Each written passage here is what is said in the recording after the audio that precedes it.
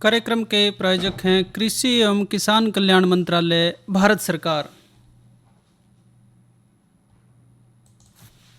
जोखिम से निकल कर फसल आए, सुरक्षित हो जाए। फसल बीमा से हर किसान अब आत्मनिर्भर हो जाए। संकट के समय प्रधानमंत्री फसल बीमा योजना किसानों के लिए वरदान है। अब सूखा पड़े या बाढ़ आ जाए, कोई डर नहीं। अब ओले पड़े या कीट पतंगे फसल खा जाएं, कोई फिक्र नहीं, क्योंकि हमने लिया है प्रधानमंत्री फसल बीमा। बुआई से फसल कटाई तक हर जोखिम का दावा, न्यूनतम प्रीमियम पर अधिकतम भुगतान का वादा। योजना से हर साल जुड़ रहे हैं 5 करोड़ से ज्यादा किसान। अब आपकी है बारी। नजदीकी कृषि कार्यालय, सहकारी समिति, बैंक शाखा, अधिकृत बीमा कंपनी या जन सेवा केंद्र में स्वेच्छा से करा सकते हैं पंजीकरण। फसल बीमा पोर्टल या फसल बीमा ऐप द्वारा भी कराया जा सकता है पंजीकरण। प्रधानमंत्री फसल बीमा योजना, आपकी फसलों का संपूर्ण सुरक्षा कवच। कृषि एवं किसान कल्याण मंत्रालय, भारत सरकार। कार्यक्रम किसान वाणी सुनने वाले सब बहन भाइयों ने प्रीतम भाई की राम राम। किसान भाइयों, आज का जो किसान वाणी कार्यक्रम है, इसमें हम खास चर्चा आपके लिए लेकर आए हैं। बातचीत करेंगे ट्रैक्टर और जो दूसरे हमारे डीजल के इंजन हैं, उनमें ईंधन की बचत यानी कि डीजल की बचत कैसे करें, क्योंकि भाई डीजल महंगा है, बाहर तया हुआ है। और भाई उससे पहले एक खास बातचीत हमने करी है कृषि में जैविक खाद का महत्व, उस पे तो पहले सुनेंगे ये बातचीत। कार्यक्रम किसान वाणी में किसान भाइयों, आज हमने संपर्क किया डॉक्टर नरेंद्र कुमार गोयल जी से। आप वरिष्ठ कोऑर्डिनेटर हैं कृषि विज्ञान केंद्र दामला, यमुनानगर में। डॉक्टर साहब नमस्कार। नमस्कार। आज जो हम बातचीत डॉक्टर साहब से करने जा रहे हैं वो है जैविक खादों का उपयोग क्यों और कैसे, यानी क्यों तो हम जैविक खाद का इस्तेमाल करें, पर भाई कैसे जो है जैविक खाद, भाई मुख्य जो जैविक खादें हैं उनको तैयार कर सकते हैं। डॉक्टर साहब, पहला जो हमारा सवाल है वो ये है कि जो खादें किसान भाई परंपरागत तौर पे डाल रहे हैं, चाहे यूरिया है, डीएपी है, दूसरी जो खादें हैं, तो ऐसी क्या जरूरत आन पड़ी है कि हमें जैविक खाद की तरफ देखना चाहिए अब? सर, ऐसा है कि जो हमारे किसान भाई हैं वो रासायनिक खादों का जरूरत से ज्यादा प्रयोग कर रहे हैं, जिससे हमारी जमीन की उपजाऊ शक्ति बड़ी कम हो गई है। अगर हम बात करें तो जमीन के अंदर एसिडिटी बढ़ रही है, अम्लता बढ़ रही है, जमीन के अंदर साल्ट की मात्रा बढ़ रही है, नमक की मात्रा बढ़ रही है, कलर जमीन होने जा रही है, लेकिन जमीन के अंदर जैविक अंश की मात्रा बहुत कम हो गई है, जिससे जमीन सब पूरे हरियाणा में सब तोड़ती जा रही है। कहीं पर आपको कलर की समस्या नजर आएगी, कहीं पानी खड़ा रहता है, और जिसके कारण कई समस्याएं पैदा होने जा रही हैं। जमीन की उपजाऊ शक्ति, जो जैविक अंश है, उसकी मात्रा इतनी कम हो गई है कि हम अब फसलों का उत्पादन बढ़ाने की सोच नहीं सकते। इसलिए इसकी जरूरत है कि हमें जैविक खादों के प्रयोग को ज्यादा से ज्यादा प्रयोग करना है, ताकि हमारी जमीन में पोषक तत्वों का संतुलन बना रहे। असंतुलित पोषक तत्वों का अनुपात बहुत ज्यादा बढ़ गया है। हमारे यहाँ पर किसान यूरिया का प्रयोग बहुत ज्यादा अधिक मात्रा में करते हैं। पोटाश, फास्फोरस, जिंक और सल्फर, इनकी मात्रा जमीन में कम हो रही है। 9 पोषक तत्व जमीन में कम हो रहे हैं, लेकिन किसान भाई इन तत्वों की तरफ ध्यान नहीं देते। अपनी पैदावार बढ़ाने के लिए यूरिया के प्रयोग को बढ़ावा देते हैं, क्योंकि यूरिया एक सस्ता रासायनिक खाद है। बाकी खाद, डीएपी, पोटाश महंगे खाद हैं, उसकी तरफ ध्यान नहीं देता, जिसके कारण हमारी जमीन के अंदर नाइट्रोजन की मात्रा, जमीन के अंदर बहुत ज्यादा, जरूरत से ज्यादा यूरिया डल रहा है, और पोटाश और फास्फोरस की मात्रा बड़ी कम हो गई। पूरे हरियाणा में स्थिति है। जी, आपने ये बताया कि इसमें रासायनिक खादों में भी खास तौर पे यूरिया का ज्यादा इस्तेमाल किसान भाई कर रहे हैं। डॉक्टर साहब, किसानों को ये लग रहा है कि हम यूरिया ज्यादा डाल रहे हैं तो कल पता नहीं जमीन की सेहत कैसी रहेगी, वो हमें अभी उससे वास्ता नहीं है। वो आज ही अपनी फसल को ज्यादा से ज्यादा खेत से निकालना चाहता है, तो उसको जी ये किसान का एक भ्रम है कि जितना ज्यादा हम यूरिया का प्रयोग करेंगे उतनी फसल की पैदावार बढ़ेगी। ये भ्रम बड़ा तोड़ना जरूरी है। अगर आप ये खुद भी किसान अपने खेत पे जांच कर ले, किसी एक खेत में वो 9 कट्टे यूरिया के डालता है गन्ने के अंदर, और एक में 4 डालता है, तो गन्ने की पैदावार जिसके अंदर 4 कट्टे हैं उसमें ज्यादा मिलेगी। 9 कट्टे में समस्या क्या मिलेंगी आपको? गन्ने का वजन कम मिलेगा, लंबाई बढ़ जाएगी गन्ने की, लेकिन जमीन के अंदर उसकी एसिडिटी की मात्रा बढ़ जाएगी। दूसरा, इसके साथ ही फसल के अंदर कीड़े बीमारियों की समस्या जरूर से ज्यादा बढ़ जाएगी, जहां पर हम यूरिया का ज्यादा प्रयोग करते हैं, क्योंकि फसल कीड़ों के और बीमारियों के प्रति उसकी सहन शक्ति खत्म हो जाती है। उससे बीमारियां और कीड़े ज्यादा आते हैं ज्यादा यूरिया डालने से। फिर वो उसके लिए स्प्रे करता है, तो उसका किसान का खर्चा जरूर से ज्यादा बढ़ जाता है, जिसको हम रोक सकते हैं अगर हम यूरिया का जितना सदुपयोग कर सकते हैं उतना ही करें, जितनी सिफारिश की गई है उतना ही करें।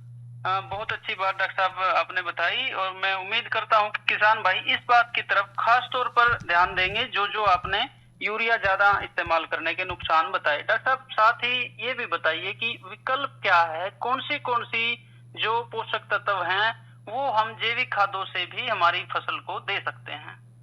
सर, इस सीजन के अंदर अगर हम देखें तो गेहूं फसल चक्कर हमारे हरियाणा में सबसे ज्यादा चलता है, और इस धान गेहूं फसल चक्र की वजह से हमारी जमीन की उपजाऊ शक्ति बड़ी कम हो रही है। लेकिन सबसे अच्छा विकल्प हमारा इस टाइम हमारे पास हरी खाद ढांचा के रूप में है, जो मतलब हमारी जमीन की उपजाऊ शक्ति को बढ़ा सकती है, जीवाणुओं की संख्या बढ़ा सकती है, पौधों हवा का संचार, पानी का संचार और सारी जीवाणु की संख्या, जैविक अंश की मात्रा बढ़ सकती है। वो इसके लिए ढांचा हमारी सबसे अच्छी फसल धान गेहूं फसल चक्र में है, जो हमें गेहूं के कटते ही ढांचा का बिजाई कर देना चाहिए। 10 से 12 किलो बीज प्रति एकड़ के हिसाब से लगता है, जिसपे 90% सब्सिडी हरियाणा सरकार द्वारा दी जाती है, और इसको सिर्फ 40-45 दिन का उगने के बाद ही जमीन में मिला दिया जाए तो हमारी जमीन के अंदर जो उसके बाद हम धान की फसल की रुपाई करेंगे 7 दिन के अंदर अंदर, तो कई बार हमारे को सिर्फ 25% यूरिया का ही प्रयोग करना पड़ता है, बाकी पोषक तत्वों को की मात्रा भी कम हो जाती है। 25% नाइट्रोजन, फास्फोरस, पोटाश को भी जा सकते हैं, जमीन की उपजाऊ शक्ति बढ़ सकती है, और आपकी इसकी क्वालिटी भी बड़ी अच्छी पैदा हो सकती है धान की, और उसके बाद जो उसके अंदर बाद में गेहूं मिलेंगे उसके अंदर का उत्पादन भी बढ़ जाता है। अच्छा, मतलब जीरी में तो फायदा मिलेगा ही, जो उसके बाद जो गेहूं उगाएगा किसान भाई उसमें भी फायदा मिलेगा, उसमें भी उसका फायदा मिलता है। जी डॉक्टर साहब, इसके साथ ही जीवाणु खाद भी क्या इस्तेमाल भाई कर सकते हैं? सर, जीवाणु खाद का प्रयोग तो खासकर दाल वाली फसलों के अंदर तो राइजोबियम के नाम से जीवाणु मिलते हैं। ये आपको सिर्फ हरियाणा में हरियाणा कृषि विश्वविद्यालय हिसार में ही माइक्रोबायोलॉजी डिपार्टमेंट में उपलब्ध है, लेकिन बाकी जो एजोटोबैक्टर और फास्फोटिका है जीवाणु, ये क्रिप्को पे ये उपलब्ध हो गए हैं, और जहाँ पर 100 रुपए में 1 किले का गेहूं के अंदर जैसे जीवाणु खाद है आप बीज उपचार कर सकते हैं। धान की पनीरी में भी या गन्ने में भी आप क्या कर सकते हैं, गोबर की 1-2 कुंटल गोबर की खाद लेके उसमें 1-2 लीटर जीवाणु खाद एजोटोबैक्टर और फास्फोटिका मिला के गोबर की खाद में गोबर को खुडों में डाल सकते हैं, फिर उसमें गन्ने की कांचियां बिछा सकते हैं। जीवाणु खाद का बहुत अच्छा प्रयोग किसान कर रहे हैं। आलू के अंदर भी आप बीज उपचार कर सकते हैं, आलू के अंदर उसका जीवाणु खाद का छिड़काव कर सकते हैं। सरसों के अंदर सिर्फ हमारे को 50 ml जीवाणु खाद की जरूरत है, सरसों के अंदर इसका बीज उपचार हो सकता है।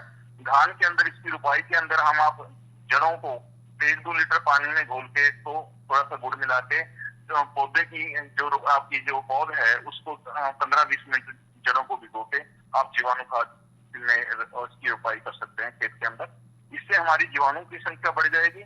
हमारी जमीन के अंदर आने वाले टाइम में अगर हम लगातार जीवाणु खाद का प्रयोग करते रहेंगे, जैविक खाद का प्रयोग करते रहेंगे, तो जमीन के अंदर जैविक अंश की मात्रा बढ़ने से हमारी पोषक तत्वों का संतुलन भी ठीक हो जाएगा, पोषक तत्वों की मात्रा भी बढ़ जाएगी, हवा का संचार, पानी का संचार, और जमीन जो हमारी बंजर होने की तरफ जा रही है उसमें भी रुकावट होगी और पैदावार और उत्पादन भी बढ़ेगा। जी डॉक्टर साहब, चलते चलते जो खासकर उत्तर हरियाणा और आसपास का जो उत्तर प्रदेश का इलाका है, इस क्षेत्र विशेष के किसानों को आप क्या संदेश देना चाहेंगे?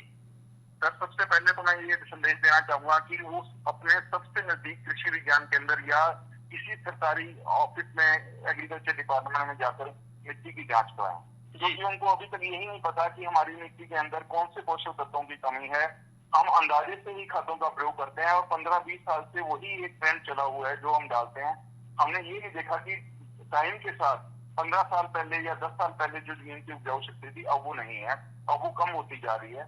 उसका सही आंकलन करने के लिए हमें मिट्टी की जांच कराएं। उसके बाद जो भी अपनी जमीन के अंदर जैविक अंश आप डाल सकते हैं, हरी खाद डाल सकते हैं, ढांचा लगा सकते हैं, जीवाणु खाद का प्रयोग कर सकते हैं, और आप कंपोस्ट का प्रयोग कर सकते हैं, केंचुओं का खाद का प्रयोग कर सकते हैं। और केंचुओं का खाद तो बड़ा मतलब आसान है बनाना, और मतलब गोबर का खाद और फसल अवशेष इसके मिश्रण को मिलाकर हम बड़ा अच्छा गोबर का खाद 65 दिनों में तैयार हो जाता है। और इसकी जो मात्रा है गोबर की खाद से मात्रा भी 3-4 गुना ज्यादा पोषक तत्वों की मात्रा इसमें केंचुओं की खाद में होती है, जिसका प्रयोग करने से धीरे धीरे हमारी जमीन की उपजाऊ शक्ति में बढ़ावा मिलेगा, जैविक अंश की मात्रा बढ़ेगी, उत्पादन बढ़ेगा और किसान को भी ज्यादा उत्पादन मिलने के साथ साथ ज्यादा लाभ मिलेगा। डॉक्टर साहब, बहुत ही खास बातचीत आपने हमसे की। उम्मीद है किसान भाई भी इससे लाभ उठाएंगे। आपका हमसे बात करने के लिए बहुत बहुत धन्यवाद। धन्यवाद धन्यवाद धन्यवाद।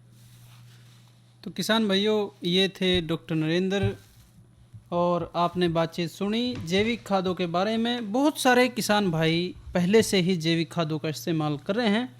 तो भाई जो भी अड़ोस पड़ोस में दूसरा किसान इस्तेमाल कर रहा हो उससे जानकारी लेके उम्मीद है आप भी इसको बढ़ाएंगे और कंपोस्ट खाद भी इस्तेमाल कर सके हैं, वर्मी कंपोस्ट भी कर सके हैं। डॉक्टर साहब ने जैसे बताया जीवाणु खाद और हरी खाद भी आप ले सकते हैं, और बायोगैस जो खाद है जो गोबर के उपलों से बने हैं उसको भी किसान भाई इस्तेमाल कर सके हैं। इससे डॉक्टर साहब ने जो बताया कि हमारी धरती की जो ताकत है वो बनी रहती है, जल धारण करने की क्षमता भी बढ़ी रहती है, और जो नुकसान है ज़्यादा यूरिया और दूसरी खादों के वो भी हमारी फसल को नहीं झेलने पड़ते। तो ये बातचीत आपने सुनी, और अब जो वक्त है वो है एक लोकगीत का। आइए सुने ये लोकगीत।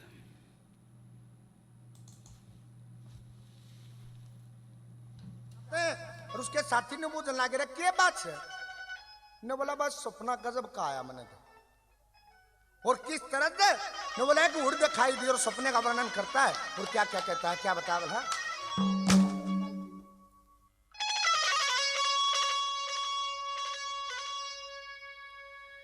ये रखे सपने का जकर करू रे,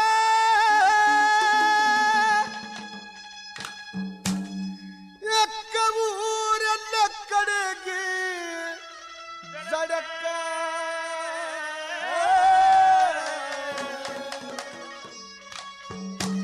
अरे नखरा करके मन जगागी सूते का हाथ पकड़े ये सपने का नखरा करूं कबूर लकड़ेगी सड़क नखरा करके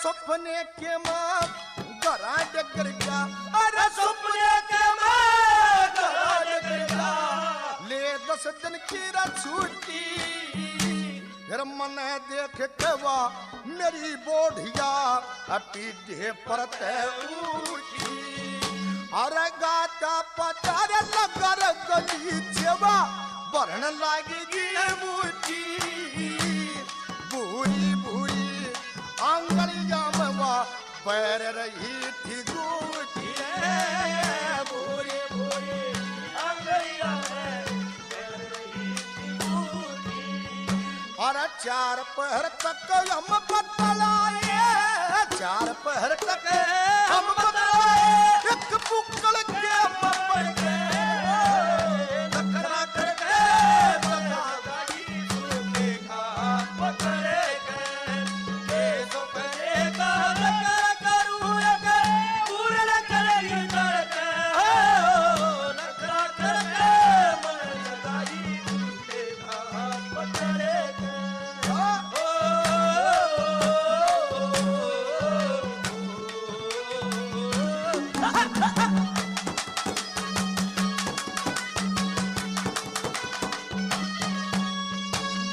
सपने के मां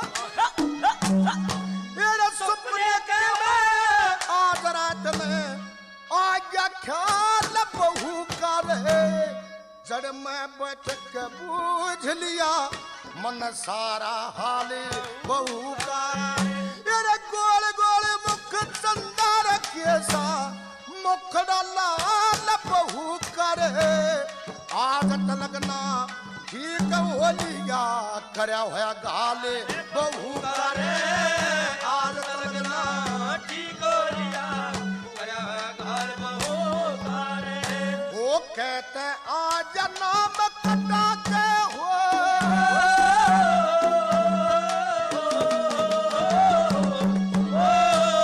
कहते आज नाम कटा के नाम मरू कोई मत पड़े, नखरा करके मन जगाई सुने हाथ पकड़े के, सुपने का चक्कर करूं अगर उड़ करे दर के, ओ नखरा करके मन जगाई सुने हाथ पकड़े के।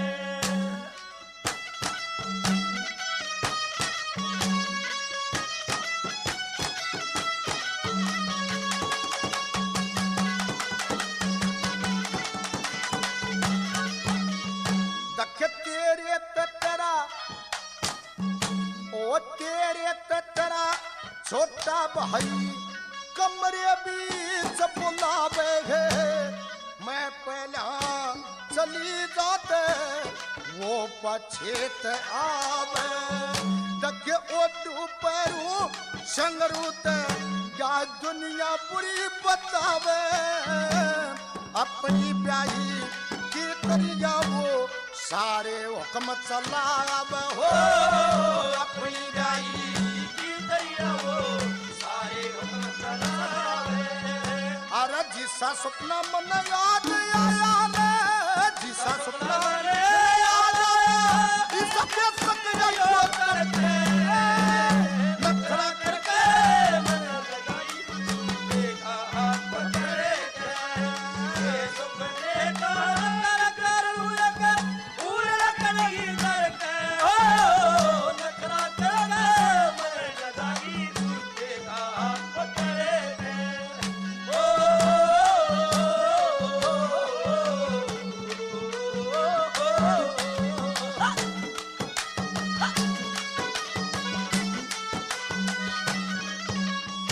तक कहे मेरे संग वो कहे मेरे संग, सपने में ढंग हो गया चाप संग आड़ा रहे, ईसा मोहब्बत ने घेर लिया जनू मकड़ी ने पूरा जाड़ा रे। अरे पूरी पूरी छोटी पैदल खनवारी जीवा काड़ा रे, जय छोड़ा ले देख बहू ने खा के पड़े जवाड़ा रे, जय छोड़ा ले देख बहू ने खा के पड़े जवाड़ा रे। अड़ कर बरोली रे करे बरोना, करे बरेली रे करे बरोना, सूते की छाती धड़के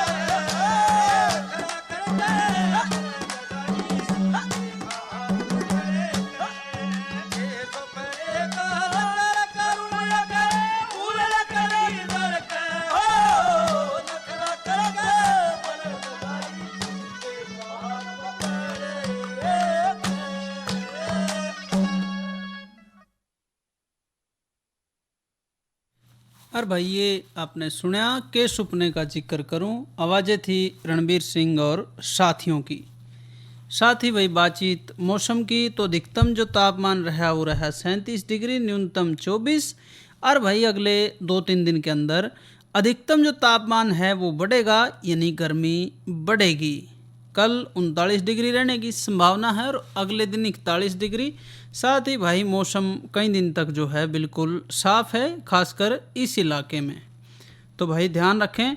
और कल का जो हमारा किसानवाणी कार्यक्रम है उसमें हम बातचीत करेंगे धान की उन्नत किस्में और बीज उपचार। जीरी की भाई पौध कुछ बोन लग रहे हैं, कुछ ठहर के बोएंगे, तो उसके लिए कौन कौन से बीज जो है नए बीज जो हैं वो भी, और पुराने जो बेहतर बीज हैं उनके बारे में भी खास विशेषज्ञ से हम भेंट वार्ता आपको सुनवाएंगे। और अब बातचीत हमारे अगला जो विषय है उसकी,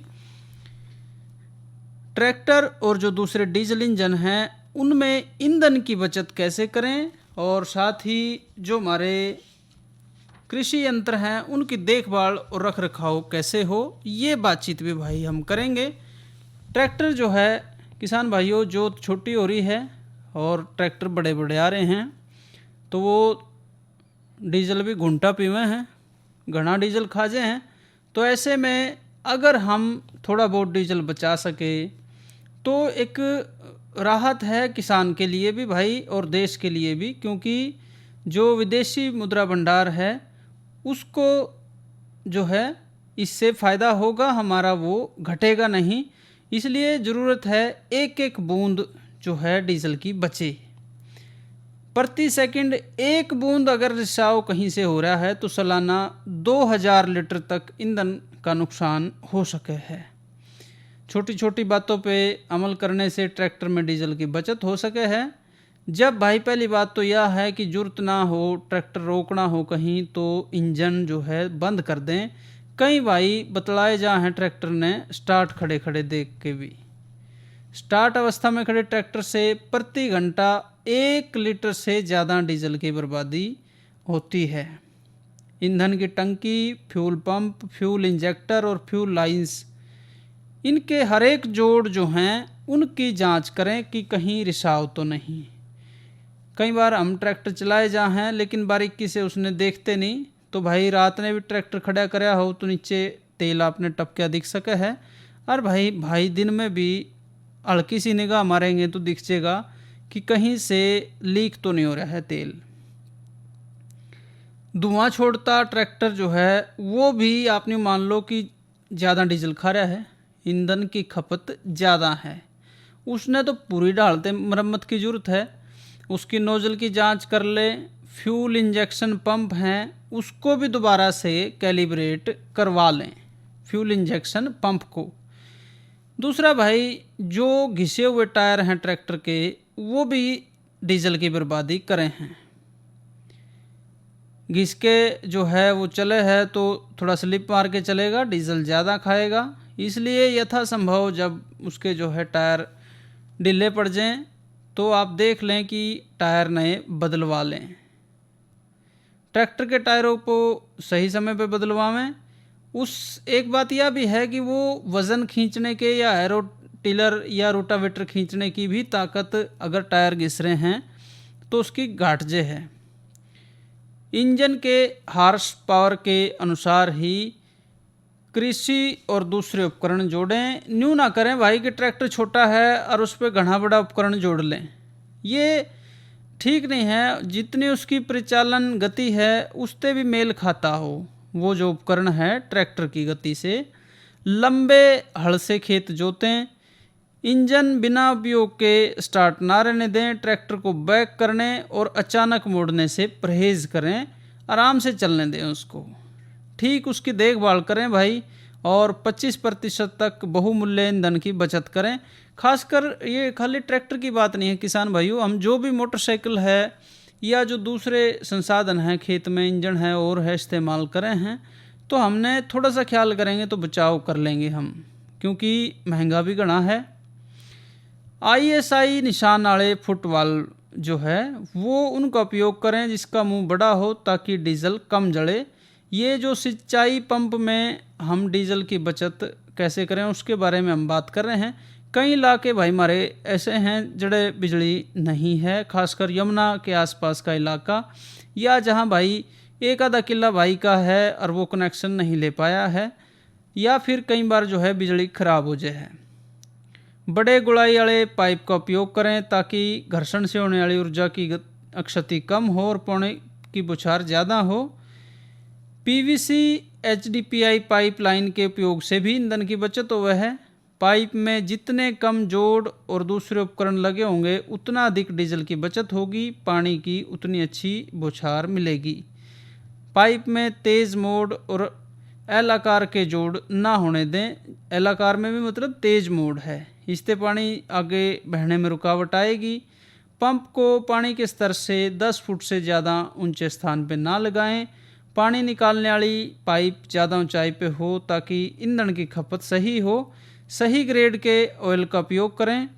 एयर फिल्टर ऑयल फिल्टर की नियमित तौर पे सफाई करते रहें। और भाई जो सही ग्रेड का तेल है वो कई बार जो है किसान भाई न्यू करे है कि दुकानदार ने कह दिया ये वो ना, आपने ट्रैक्टर खरीदा है, मोबाइल आप दो रहे, आप उस कंपनी से संपर्क कर सके हैं, भाई थारा फलाना ट्रैक्टर है, इसमें कौन सी ग्रेड का तेल जो है वो सही रहेगा, जो उसके अंदर तेल हम मोबाइल डालते हैं वही डालें हर बार।